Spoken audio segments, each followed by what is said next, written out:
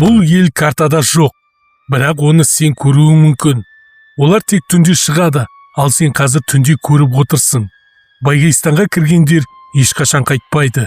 Осы видеоны соңына дейін көруге кеңес беремін. Сәлем, қорқынышты оқиғаларды сүйетін көрермен, арнаға тіркеліп, қазақша контентті қолдап кет. Достар, маған 1000 подписчик жинауға көмектесіңіздер. Алда сіздерді өте қызықты, қорқынышты және сапалы видеолар күтіп тұр. Қолдау көрсетіп, каналға тіркеліп кетіңіздер.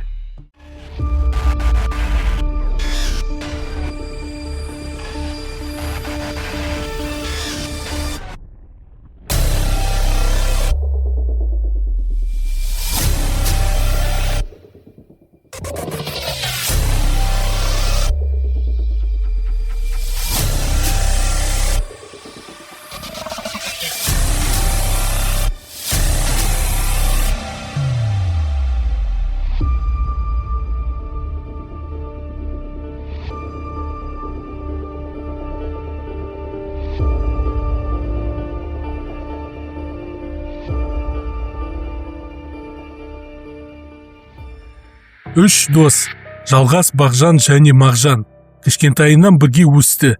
Бірақ олар қарапайым достар емес еді. Жалғас әрдайым біртүрлі ойлар айтатын. Қазақстаннан бөлек өз елімізді құрамыз, Байгайстан. Алғашында бұл жай әзіл сияқты көрінген. Бірақ уақыт өте келе олар шынымен көзден таса картада жоқ бір аймаққа кетіп қалады. Сол жерде олар жаңа мемлекет құрады. Жалғас президент, Бағжан оның оң қолы, Мағжан сол қолы. Бірақ бұл туралы ешкім білмеу керек еді. Байгайстанда ерекше заңдар болды. Күн батқаннан кейін ешкім сыртқа шықпайды. Орманға кіруге тыйым салынған. Президенттің сарайына қарауға болмайды.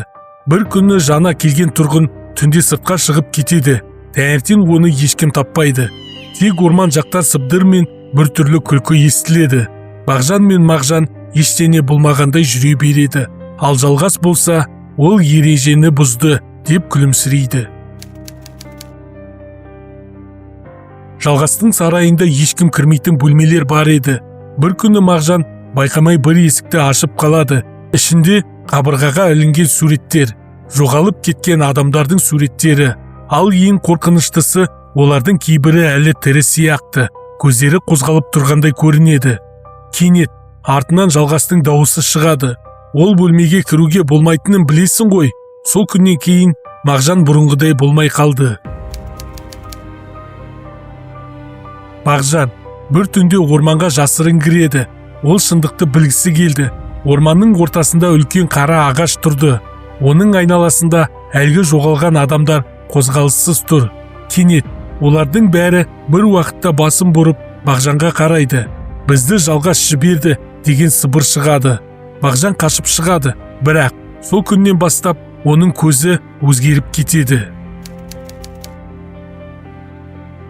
Мағжан мен Бағжан ақыры бір-біріне бәрін айтады. Олар түсінеді. Жалғас бұрынғы дос емес. Ол Байгайстанды адамдар үшін емес, бір нәрсені бақылау үшін құрған. Әр жоғалған адам сол күшке құрбандық болып жатыр. Сол түні олар Жалғасты тоқтатпақ болады. Бірақ сарайға кіргенде тақта отырған Жалғас жалғыз емес еді. Оның артында көлеңке тұрды, үлкен, адамға ұқсамайтын.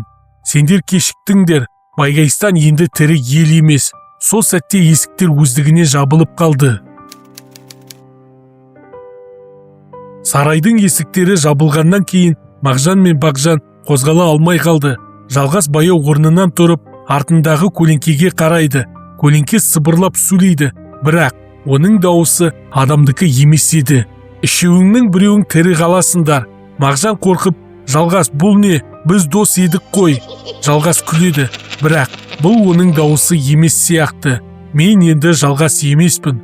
Сол сәтте Бағжан кенет өзгеріп, көздері қараңғыланып кетеді.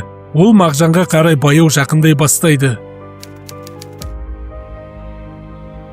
Мағжан қашып сарайдың жертөлесіне түседі. Сол жерде ол ең үлкен құпияны көреді. Ескі карта. Онда Қазақстан жоқ.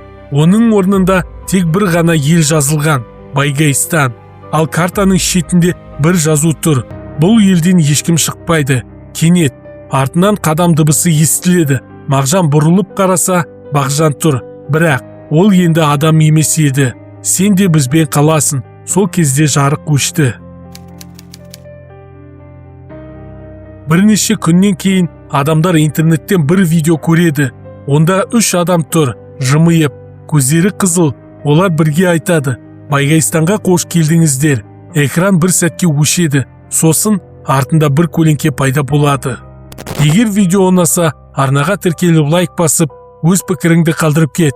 Әрине, мен оқимын. Қазақша контенттің дамуына қолдауларың қажет.